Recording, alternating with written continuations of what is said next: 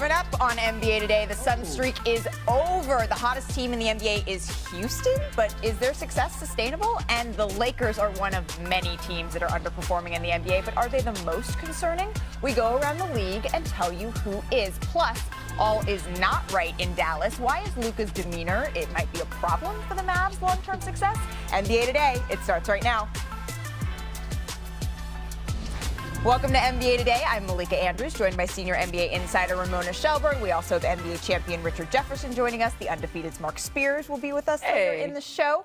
I want to know what the best thing you guys saw this weekend was. But actually, before we do that, let's roll the weekend soundtrack. Let's get it. I thought you were going to ask me a question. 18 games in a row is just incredible. We know that they're the best team in the West until somebody else knocks them off.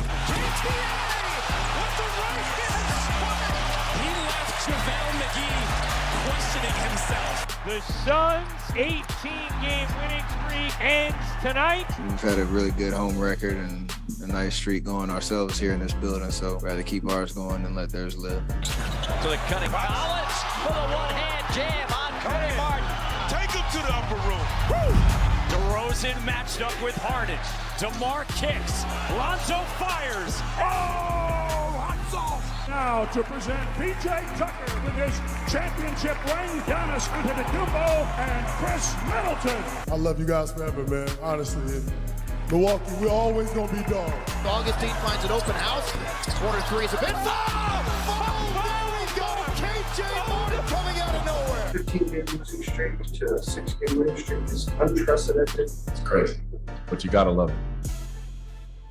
So it was a weekend of streaks. The Suns' 18-game win streak was snapped by the Warriors in Golden State. And now the longest active streak in the NBA belongs to the Houston Rockets. The Houston Rockets. So it's Monday, and like we do every Monday, I want to get your weekend winners. So team-wise, I'm going to start with you, Richard.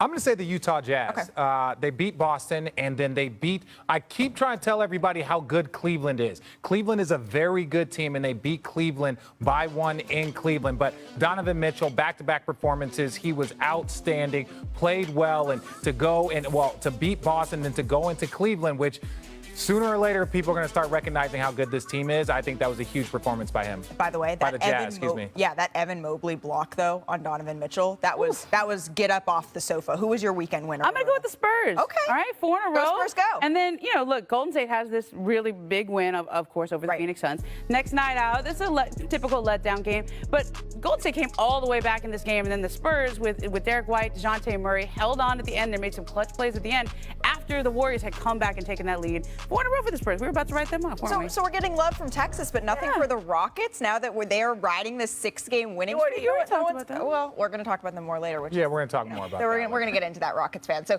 some notable individual performances over the weekend, too. Ramona, who was your weekend MVP? I'll go with DeMar DeRozan. Okay. Bulls had a big weekend, obviously in New York. They caught some attention out here when they came out and beat the LA teams. Then they went to New York, beat both New York teams. And DeRozan was big in both of these games.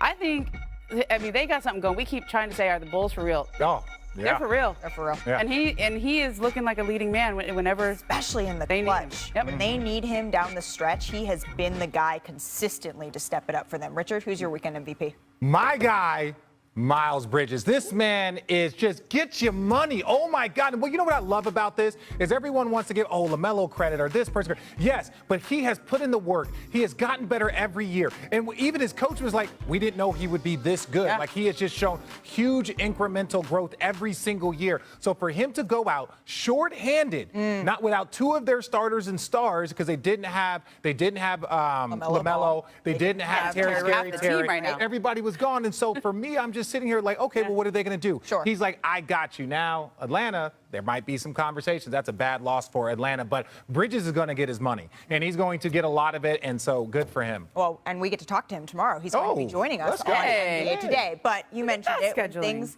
When things go, we talk about things going up. Whatever goes up must come down. So on the flip side, team or player, Ramona, who needs to step it up? this Bing weekend. bong. Can we say that ironically now? Oh, that's sad though. I think it's been twisted now. The subway's delayed. Yeah, it is. It's when the doors are trying to bad weather. close over and over and over again, and they just won't. It's not cute anymore. Like, it's officially jumped the shark. Like, they play it during games. It's What's a subway? I have You've never been on a I have no subway. That's where the that Bing Bong doesn't came surprise from. us. It doesn't surprise me at all that you've You don't never ride been the on a subway. No.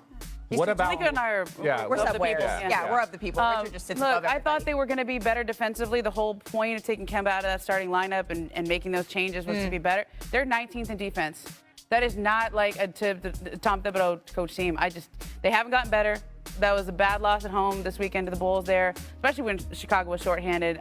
I don't see where they're getting better. Do you? I mean, it's right. So before, where's the change? Right, and that was what you mentioned it, Kemba Walker. That was supposed to be one of the changes. What do you see as the tweaks maybe needed? And we're going to get into this more later in the show, but for New York.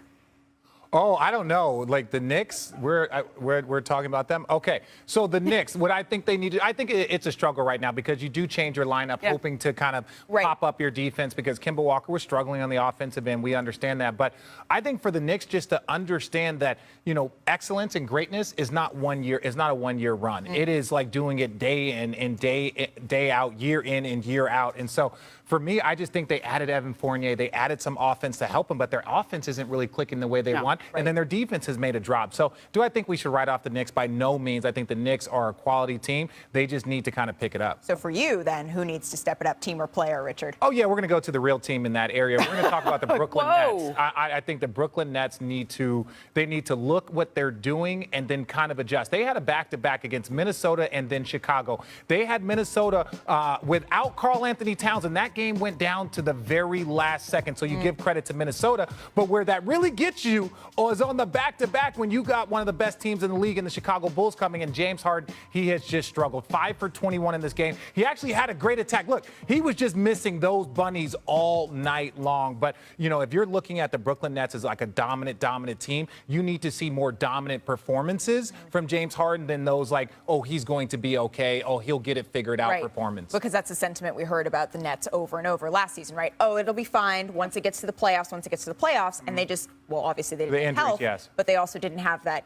they'd played 8 games together all season before they were able to kind of put it all together in the playoffs, and then everyone got hurt, Ramona. Yeah, I mean, look, when you watch Harden out there right now, that was a horrible shooting night. 5 for 21, that's just a bad night. But he just doesn't look comfortable out there. He doesn't look like he has a comfort level in the role, and I think some of the physicality is still coming. We've seen, the dunk the other night, and we're like, oh, okay, he can get up again. He's feeling better physically, but he doesn't look comfortable. And some of that is last year he had to carry them because Kevin Durant and Kyrie Irving missed so much time. Right. Now he's having to figure out how to play alongside Kevin Durant, and they have not quite found without Kyrie. Right. Yeah, well, and that's the thing for me when you watch them play. Like, James is conceding at times because he's such a great playmaker. Yeah. He's doing that. But it's like he's looking to concede, but without the weapons to concede to. Last year was like, all right, I'm going to get KD involved. I'm going to get Joe Harris involved. I'm going to get all of these different guys involved, and then I'm going to go get mine. Well, I think this team needs him to be more of a focal point at scoring and then get everybody else involved. Even the 1-3 he hit in that game, they swung it to him. He was looking to make a play and then realized he was wide open. Right. You can't leave James Harden wide open. No. You can't leave him open. So for me, I think James Harden is getting a little bit more comfortable, but we're starting to see there's more performances of this where we're questioning him versus then the performances of where you're like, oh, James is fine. Not to mention they've been missing the 2-man game between him and Nick Claxton, who's missed a significant amount of time with non-COVID illness, and now he's just getting back. But we did talk a little bit about the Rockets, right, earlier in the show. I want to try something. I want to try a little bit of trivia that we're going to answer after the break. So who were, and you guys cannot Google this in break, the 3 All-Stars on the Rockets the last time they had a 6-game win streak? Anyone? Are we we're coming back from the break. We're coming back from the break. That's Ramona's guess. We're going to get that answer after the break. Plus, we're also going to talk about Luka Doncic in Saturday's game with a sore ankle. But is that the biggest issue facing the Mavs star? His coach says not so fast. And what's the concern level surrounding some of the preseason favorites around the NBA? Hint, hint, the answer is high. Plus, the Ant-Man did it again. But was this throwdown good enough to make it into the top of the top? NBA Today rolls on. You got to be there every week. So good. You got to be there every week. Welcome back to NBA Today. So before the break, I asked you who were the 3 All-Stars that were on the Rockets the last time they had a 6-game winning streak. Ramona, your guess was? I'm going to go with Yao Ming, Tracy McGrady, and Ron Artest. Okay. I'm going to go with Charles Barkley, Clyde Drexler, and Hakeem Olajuwon. Okay, so we're going back. And I should have been clear. This is not just in that season. It is All-Stars that were on the team. It was last season. It was John Wall, DeMarcus Cousins, and Victor Oladipo, Richard. Wow. A 6-game win streak. That's not that long. I'm just going to say this. Like, we can't come up with trivia that no one cares about. Wow, Richard. I think you're just salty because you last year's Rockets are proud of that 6-game next time, Richard. All right, None so of them back are there. to this None of these year's guys even are on the team. How are they getting it done, right? All right, their offense is clicking on all levels. They're averaging over 119 points per game during their 6-game win streak, which ranks second in the NBA, and they're also sharing the Rockets. Get this, Houston leads the league in assists in that span with just under 30 per game, but before this streak, they were at 20 assists per game, which was tied for the fewest in the NBA. So they have leveled up, and this Houston team is now in the record books. No team in the NBA, in the NFL, in the NHL, or the MLB had ever won 6 in a row immediately following a 15-game losing streak, right? So as promised earlier in the show, we're now joined by the undefeated's Mark Spears. Mark, if I had told you at the start of the season that the Rockets would have the longest active win streak in the NBA at 6 games, what would you have said to me? You must be talking about the G League Rio Grande team, not this team. And look, this 6-game stretch is the easiest or the third easiest in the NBA this season. But, hey, they did beat Chicago. They did beat a really good Charlotte team in overtime. So, let's give this team credit. I'm stunned after 15 straight losses that they've been able to do this. But, give Christian Wood, who's trying to become a star in this league, and these young Rockets some respect. I'm stunned, but they did it. Some credit, right? Put some respect on their names. So you've been talking to folks inside the Rockets organization about this streak. What are they attributing their success to, and do they think it's sustainable? Yeah, well, I talked to their coach this morning while I text with him because he's at the dentist. So Steven Silas, hope you're feeling better. But I think the key to them is Wood is now starting at center. He's rolling to the rim. He's picking, popping, hitting that mid-range jumper. Now Segun's doing well, the rookie, coming off the bench. Eric Gordon's starting. He's hitting big shots, playing great defense. And Jalen Green's not there. He's been out with a hamstring injury. Not sure when he's going to get back. To answer your question of whether this is sustainable, Christian Wood, it certainly will have a lot to do with it. But I'll say no, because I just think this, thanks to ESPN Stats and Info, they pointed out that this is the third easiest stretch in the NBA this year.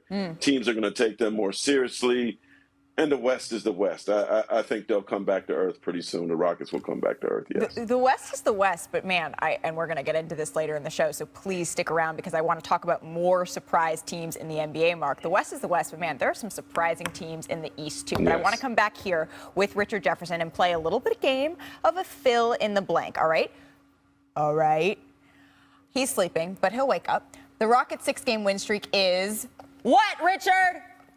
Just that. No one. No, I'm joking. I'm joking. No, look, I'm proud of the young players. Rockets fans are coming for you, and I am going to give them the pitch. Rockets fans are still mad that they traded me on draft night. No big deal. No one cares. But let me say this about the Rockets. I am glad that they are doing this. One thing that is notable is that Jalen Green hasn't been a part of this because of an injury. So as any player, any coach, any individual, when a team has success, when something changes, you should always take notice. I'm not saying that they are better without Jalen Green because, as Mark pointed out, their schedule has been favorable, but it's very hard to beat the teams that you're supposed to beat. But I think hopefully right now this is a teaching lesson. If you're Jalen Green and I'm one of the coaches that works with him, it's like, okay, what are they doing differently? Look at how the ball's moving. We were talking about the assist goes from 20 up to 29. Now, young players like Jalen Green, he's out there looking to get a bucket. He's out there scoring. Even Perk says, I believe that Jalen Green can be one of the leading scorers in the league. But can you do that and have your team be successful? So if I'm Jalen Green, I'm looking at this like, okay, our team's great. How can I contribute to this greatness versus like, let me come in there and get a bucket, which we know he's going to be a great scorer and a great player, but he's got to figure out how to do it while winning. And I feel like we can't talk about the Rockets without reminding folks that John Wall is sitting on the bench. John Wall is making all that money. He is traveling with the team still. and yet he is not playing. So you mentioned it, Mark mentioned it, the streak that they're on right now, the 6-game winning streak. It includes wins against the Bulls, the Hornets, back-to-back wins against the Thunder, the Magic, the Pelicans. So that's not exactly the best of the best in the NBA, right? And it gets tougher from here on out. So let's take a look at their next 5 games, starting Wednesday versus the Nets. They have the Bucks, the Grizzlies, the Hawks, the Cavs. When are they losing, Richard? They could have lost any of these 5 games, but let me also talk about this. This is one of the easiest schedules, but let's look at some of the other teams, a la the Lakers. The Lakers had one of the easiest stretches over the course of the beginning of the season. They never won 6 straight games in a row. So we can't just we can't look at this and be like, oh, well, they had an easy schedule. Charlotte is good. Chicago is good. So when do they lose? I don't know. Their next game, probably the Nets. Our Nets, Bucks, You're saying Grizzlies. the Nets are the team that needs to step it up. So do they stepping it up against a team you're quote unquote supposed to beat? I don't know. I really don't know. I'm not going to sit up here and say I think any one of those teams could beat them, and they're not going to be favored. Janae, are you How about in there? this? They're Janae, not are you going in to there be not favored in picking? any of their 5 games. They're not going to be good. They're not going to be favored in any of those 5 games. So have at it. But hey, the Rockets, they don't care if they're favored or not. And They've they been winning despite that. But we had some great hoops over the weekend. Yep. Wasn't just the Rockets. So let's see who made it, Richard. Top of the top. Yes, Are we getting top up? of the top. We're getting Am I up. standing up? Let's go. Okay, where do we go? Top of the We're going top. all the way to the top of the top. And Okay. we are going to start, Richard, with top putback. So Kenyon Martin Jr. Looking just like his daddy. Looking just like his daddy. Oh my Oh. God, I wish we would have had a split screen to show Doesn't you. like my daddy. I had hundreds of these just watching. Kenyon Martin used to dunk on me at times, right, going up for follows up. So that is quality, but that's the energy. That looks like a team that is excited to be out there Well, on the court. let's go take one of your top pick. Oh, But Marcus Climb Smart, the he kind of ladder. had something to say about that. Just soaring over Rudy Gobert. That is tough. oh. Yeah, that's tough. Going over the big fella, Premier too, over the defender. Eiffel Tower. All right, top clutch shot on Friday. Eric Gordon with the ball in his hands to try to keep the Rockets streak alive. EG, Eric Gordon with It's the good. floater. Yeah, no, look, and this is what they have. Look, Eric Gordon, he's not who he once was, but he is still a guy that can get you a bucket when you need him. So, clutch finish there by AG. Nice footwork, too. All right, well, we also should be taking one more look at this, but then going ahead to top slam. So Well, the this is Warriors, they ended the Suns streak with it. Oh, my God! I can tell you, I was sitting like here during that. Where's here? Right here is where I was sitting. But he also said And this is the best dunk. I had to control my face because, the camera goes back and forth up and down the sideline. Yeah. It's like you had to pick your jaw up off the ground, which you also probably had to do for this one. Oh, this one. This is my favorite. Catch a body, young fella. John Catch Collins a body. Did he not have cable? Fire. Yo, come on. Oh, come my on, Martin. Did you not gosh. have cable? You don't jump with individuals like that. He picked the wrong person on the right day, I'll tell you that. And look at that pass from Trae Young. That was look how far back his arm came. So we've done top shots and top dunks and top da-da-da. We've never done a top player, but there's just so many moments from Steph that top Steph gonna Steph. So we got to show you this shot from Steph Curry. Remember, part of the concern when they were building Chase Center is that he couldn't take his tunnel shot anymore. But no tunnel shot, no problem. Was he twerking? What do you? I don't know. You want to give a little, No, a I little can't. sample? I can't. A little. You can't. I can't twerk. That's you not can't my. bend. No, I can't. You The can't bend back, that way. the I'm bacchiotomy is not right. No You one want to give a needs- shot at it? You want to see? Nobody. Okay. Nobody needs Nobody. to see that. All right, coming up on NBA Today, not Richard twerking. Do the Mavs have a Luka problem? Jason Kidd with some strong words on Doncic's on-court demeanor.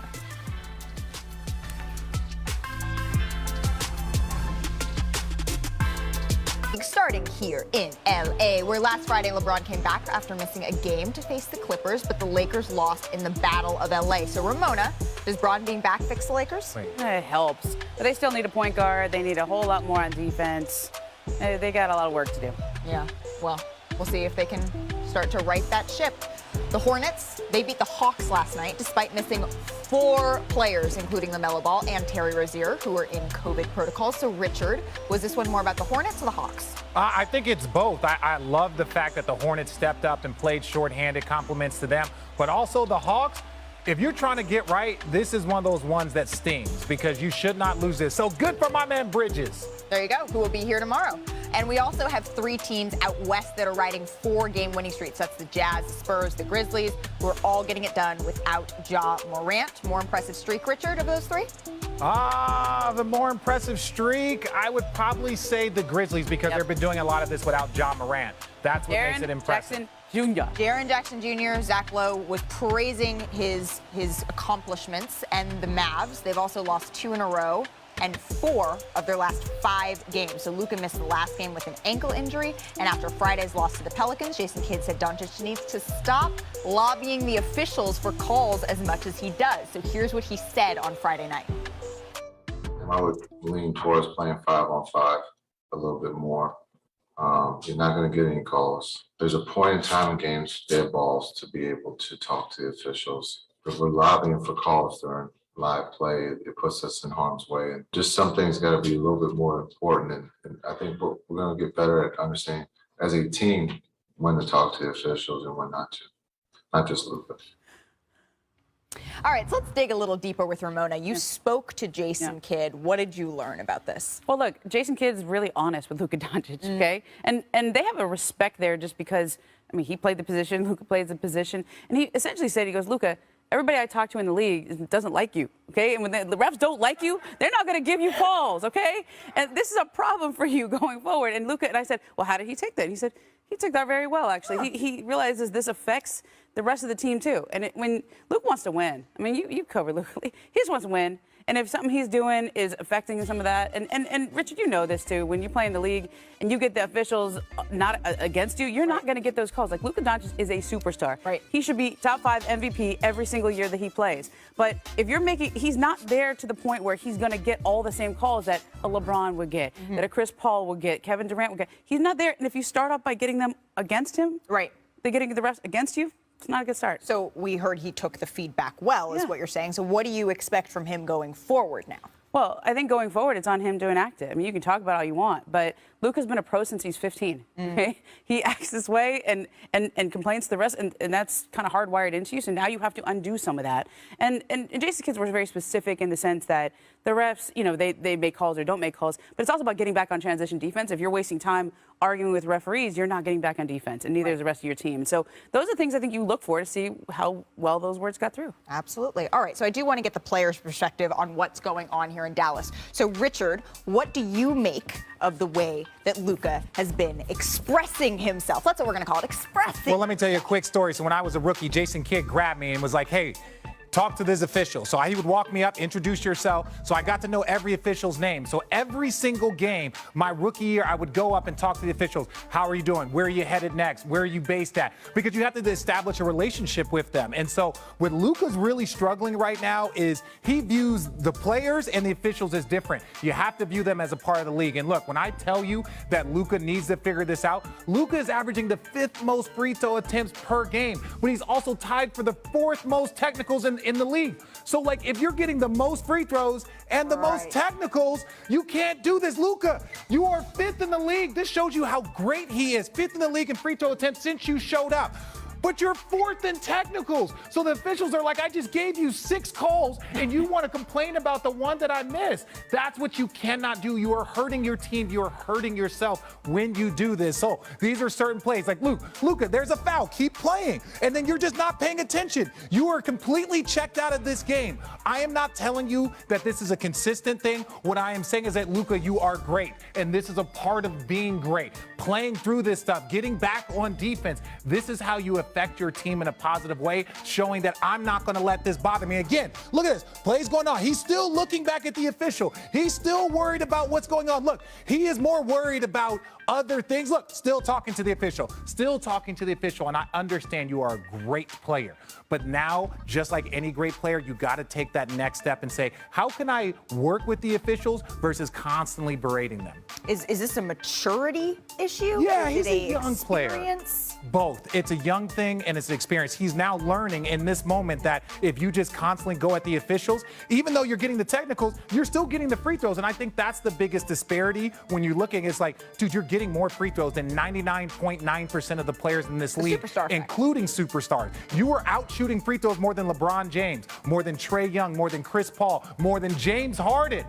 and then all of a sudden you're getting technicals because you feel like you're not getting enough calls. Well, and that's what we just heard Ramona talk about, right? Is that superstar balance, needing to learn he wants to win at all costs. We can see it. It's very clear. And I think we need to get Jason Kidd in here because notice how you don't do that with your colleagues anymore. Come and shake our hands. That's No, what you're doing now. no, None no. of that has No, that was translated young to your Richard. post-playing career, Yes. clearly. All right, so speaking of young fellas, coming up on NBA Today, Giannis turned 27 today. Oh, man. So what gifts would our panel give to the guy that already kind of seems to have it all? Keep it locked on NBA Today.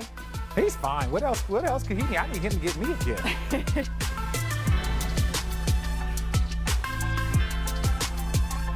You're watching NBA Today, live from Los Angeles. The Milwaukee Bucks are NBA champions once again. The Greek Freak is a Greek NBA champion. Milwaukee, we did it, baby. We did it. How ready do you feel for you and the Bucks to have a repeat run? Whatever happened in the past is in the past. Gotta focus on now. Tenacity mixed with my self-control ensures that I have a loss of a champion on this road. Are we satisfied? I'm not satisfied.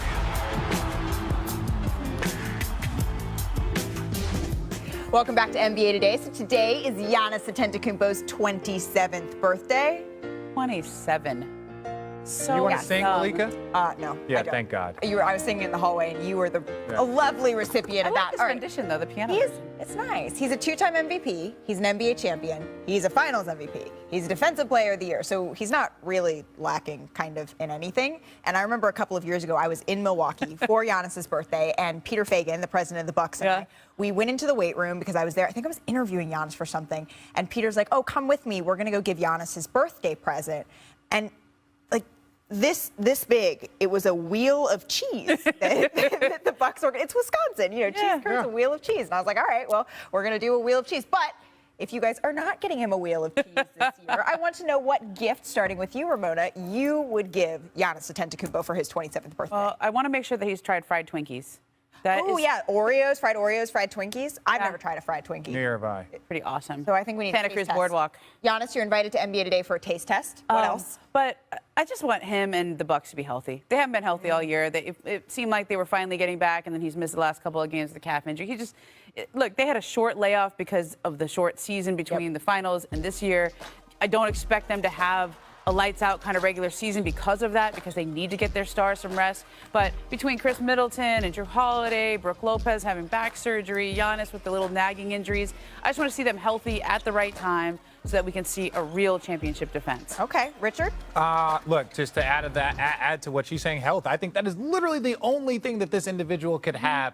And it's mainly because when healthy, their team is, they're one of the top 2 or 3 teams. They are the defending champion. And you could say that about a lot of people, but I think specifically this team, which worries me, only because we saw last year all the teams that went far in the bubble and they had that short layoff, they were struggling for a variety of reasons, injuries, health, all the things. So now that this team, the Bucks team, was able to go all the way to a championship, had 2 guys go to the Olympics, now they have a shortened offseason, and you're kind of seeing the residual effects of that. Yeah, and I will say this. You mentioned the calf injury, 2 games, I believe, that he's missed with that, right? Giannis Antetokounmpo is a guy who they said that maybe he was going to be out for an extended stretch, right, coming out of the Eastern Conference Finals. And he said, no, I am Giannis. I have super health. And he just magically healed himself and was fine. So I wish him good health, because then we can see the birthday boy in our first game of our Wednesday NBA doubleheader. And then, after the Bucks take on the Heat at 7:30 Eastern, Steph and the Warriors host C.J. McCollum and the Blazers. Our coverage starts with NBA Countdown. C.J. McCollum and the Blazers 7 now. Pictures of him, but he's out. So. It's Dame, but Dame's hurt, so we're going to go with CJ, show him some love. All right,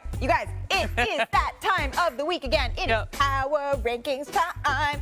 Warriors, they hold down the top spot in ESPN.com's Power Rankings. Do not judge my singing, Richard. Golden State snapped the Suns' 18-game win streak on Friday night. And speaking of Phoenix, they have the 2nd spot. And then it's 3 Eastern teams that round out the top 5. It's the Nets, the Bulls, the Bucks. So agree with the rankings here, Richard? I agree with my singing? I disagree with that. First of all, look, the Phoenix Suns beat the Golden State Warriors, so they split. So to me, the Phoenix Suns are still the best team, especially without Devin Booker. Especially because I the Golden State Warriors then went on to lose to San Antonio. Then The Bulls just beat Brooklyn in Brooklyn, so I'm not saying that these so are right teams, wrong order. Yeah, type right feeling, teams, Ramona? wrong order. Is that it? I still think the Nets are better than the Bulls, and I know we have a recency bias, but I think on some level, when you do those voting in the rankings there, you do vote for who you think is the best team. Okay. Hey, Mark, are we kind of feeling the same thing? Yeah, it's so early in the season, Rich. I don't really. I'm with you, man. It's like, give me a March. Yeah. I think skip power rankings until March. I don't have any problems with it. I don't have any problems with it. I used to have to do this every Monday. Yeah. So I know the pain that the writers are going through. You're not going to win. People like Richard are going to kill you every week. 100%, because I don't give an actual answer. Maybe they should have Richard do it. I vote that yes, Richard should write WRITE, the power rankings. Ooh. So everyone is sort of have agreement. Richard's rankings. Richard's every Monday. Richard's rankings. I like the alliteration there. All right, so everyone's sort of in agreement, right, on these power rankings. Yeah, so this is the top five. Right, not a whole lot of discrepancies that we're looking at there. But I do want to know about the sneaky teams, right? Mark, I'm going to start with you. There wasn't a whole lot of a debate. Who are your top 5 sneaky teams in the NBA right now? Well, Memphis without Ja, man. You know, they actually their last 4 games, they never lost a lead from 0-0, and this is without Ja, so that's impressive. The Hornets might be the most fun team to watch right now. I'm really enjoying them. The Wizards are cool, but they're 14-10. T-Wolves lost the last 2, but they've won 7 of the last 10 games. They got a great big 3 in Cat and Edwards. Don't call me Anthony and D'Angelo Russell. But I got to give the biggest shout out to J.B. Bickerstaff, the head coach of the Cleveland Cavaliers. Winston Garland, is playing like an all-star. Jarrett Allen, Eric Mobley, Twin Towers. The Cavs are 13-11. Evan Mobley and Jarrett Allen is a combo that not a lot of people thought would work, Ramona. Who you got? 13-11. JB, early Coach of the Year candidate. I love what the Cavaliers are doing, and Mobley just got back.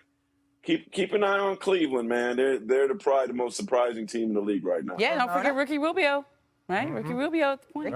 Ricky Rubio. Who you got, Ramona? I also like the Grizzlies and the Cavs. I like the Cavs, the Grizzlies, the Hornets. And you know what? Since nobody else mentioned the Clippers, I'm going to say the Clippers as well in there because I don't know how they score as many points as they do with the roster that they have right now, but that defense keeps them in every single game. And I like the Minnesota Timberwolves as well. Those 3 guys, when they're together, when they're healthy, they're building something. Richard? Honestly, my list doesn't look very much different than this, other than I take out the Clippers and I add somebody else who were the Wizards. But this is what I say. Cleveland, I can't tell people enough that the Cleveland Cavaliers are a team that you must watch. Ricky Rubio has them running. And then we also talk about Lauri Markkanen. And then Kevin Love has embraced the vet role, and he's coming off the bench and giving them great minutes. And so when you look at this team, they had Evan Mobley had an elbow. They had Jarrett Allen miss a little bit of time, and then they kind of struggled for a couple of games. But this team right here is a playoff team if they can stay healthy. But they're impressive to watch, and Evan Mobley is the leading candidate for Rookie of the Year. You heard it here first. His length. You're not first on that. Yeah. No, heard it here And on this group. That's fair. That is fair. Hey, Mark, thank you so much for spending some time with us today. No Colin Sexton either, right? Thank you for spending some time with us today, Mark. Please get me a Rick and Ann sandwich while you're up there because I need some Rick and Ann's. We will see you next Monday, sir. So those are some of the sneaky good teams, but coming up, some maybe not so sneaky underperforming teams, including the Blazers. So what does this mean for Dame's future in Portland? Angeles. Welcome back to NBA Today. Knicks lose for the 2nd time this week. Knicks blown out by an undermanned Nuggets team. You know, we're in a funk right now, and it's hard, it's tough, it's not fun. We have to get our edge back defensively. Starts there. It's really just up to us to bring that intensity. Comes from maximum effort and maximum concentration. That's where it comes from. Najee, there's no Nick near him. That's what we were talking about. We got to focus together, and we got to work our way out of it together. That's the way it is. We got to look ourselves in the mirror and decide what we want the season to be. All right, so the Knicks have lost 3 straight, and I know I'm not going to say it's early in the season. It's early-ish. Early-ish. It's early-ish. We're still in the first third. But the Knicks, they're 1 game under 500, and right now they're out of the playoffs, right? So what's your level of concern right now, Ramona? High, medium, or low? Should we say medium well, right? Yeah. Medium well. I like my steak medium well. Okay. Look, they were 5-1, and then they've gone 6-11 since. Okay, that's not good. And in that span, we thought R.J. Barrett was taking a step forward. We thought the defense was going to be a Tom Thibodeau coach defense. Right. R.J. Barrett has shot 33% in those last 13 games. I mean, it's they have not built off of last year. If anything, they've taken a step backwards. And I think that's where the lack of success on the defensive end is really troubling, because when you have young players like R.J. Barrett, he looked great in the beginning. He's in a little slump right now. That should be okay if you have a great defense to fall back on. If you can weather individual slumps if you have a consistent defense, and they don't have it right now. Yeah, I think it's the same thing. I think it's just medium, only because they added some players. You forget, you added Kemba Walker, you added Evan Fournier, you added some pieces, and it's not really gelling right now, but I do trust in how hard they're going to play. And in this league, everyone knows if you are a hard-winning team, you're going to overachieve. But don't forget, they were just okay throughout most of the season, and then they had a great stretch, which helped lead them into the postseason. So hopefully this team will continue on that trajectory, similar to what they did last year. All right, let's stick with it with some more teams. The Sixers are one game above 500, and they've played several games, right, without Joel Embiid, without Danny Green, without Tobias Harris. We could keep going with this list. Level of concern, Richard. Again, it's medium. I don't think it's any different, and I say this because you can't judge a team if they don't get healthy. But if healthy, this team is a hard-playing, well-coached team. They just need to get healthy and then eventually figure out something to do with. I'm gonna say low, because I actually thought they did pretty well without Joel Embiid. If they didn't win those games, they were competitive in those games, and then it also allowed Tyrese Maxey to really blossom while he was out and while he had to carry the team. That was a great win in Atlanta the other night. They came back in the fourth quarter there. Joel Embiid hits a couple big buckets. They were playing through the big guy. I thought that was a big step forward for them. Did you see how excited Joel was, too, at the end of that game? He was, like, jumping up and down. Was that shadowboxing? Or it was, I mean, he was some version of dancing? About that. All right, shifting to the West, to the Blazers, right? They're 2 games below 500. They're playing without Dame Lillard, who's out with an abdominal injury. First-year head coach Chauncey Billups, he hasn't been shy about calling out his team after losses. So here's Mr. Big Shot taking some shots. Yep. I don't think we came to compete in this game. I mean, this is a team that beat us in the playoffs last year, and we come and don't even compete in the first quarter. It was kind of a little disappointed in that. Just no fight. I want us to compete harder. I want us to be more competitive, and I don't feel like every night we do that. I really don't. I don't feel like we do that every night, and that concerns me. There's a way that I'm willing to lose, and that's not the way that I'm willing to lose. We need our bench to inspire our starters, and that shit is crazy to me, you know? It's supposed to be the other way around. All right, your Portland burger, Richard, medium well. I'm extremely worried. They just fired their president and general manager. So you look at that shift. You have a first-year head coach in Chauncey Billups, who I believe is going to be a very good coach. But part of the reason why they struggled and had to make these changes is because this team is not built for high-level success. They're not a good defensive team. And just because you bring in a new coach doesn't mean that the team is going to be a great defensive team. They're lacking effort. They're lacking intensity. And right now, you're starting to see some of it. We're a quarter of the way through, and he's calling out their heart. That's not good. I mean, he wasn't yelling, but for Chauncey, that's yelling. That's yelling. All right, so another day, another Dame rumor. And I know, Damian Lillard, he got on Twitter. He said, people just like drama. Dame has been very clear about how he feels about Portland. But, Ramona, at what point does Portland consider, okay, what are our options here making a move with Dame involved? I think it's now. I mean, Dame Lillard is eligible for a Supermax contract after this year. And this team right now is not going anywhere. I mean, they look like a team that maybe will make the play-in or maybe get into the first round and then lose. They look like the same team they've been. And when you have a player of his caliber, you either surround him with a team that he can win with, or you look to get whatever you can for him. And he has an injury right now. He hasn't played all that great this year. His scoring is down about 8 points a game. He's not getting to the rim as much, but this is a fundamental gut check time for the Blazers to say, can we continue to try to build around Dame? Can we make this move for Ben Simmons? Is there somebody else out there that we can go get that's going to radically change our team? Yeah. Now, this idea of trading for Ben Simmons in a vacuum, that looks good, but I don't know why Philly would want to do that. You'd have to trade C.J. McCollum, who is a bit redundant if you look at who he'd be joining, Tyrese Maxey and Seth Curry. You also would have to give up a lot of draft picks, which are not going to be great draft picks. And is that really getting you better for the future? So I don't know if there's a trade there that makes sense. Plus, if I'm Philly, I would like Dame Lillard. If I'm going to trade Ben Simmons, I want Dame, not CJ. No, his value's not that high. So I'm sorry. So I agreed with you. Right. So that's and now you have an interim GM in there. Who are you going to give him the power to make that choice? And that's what we're going to kind of see play out over the next several days, several weeks, several months, even into this offseason. But we're not done yet. We did the top of the top. Next, it's time for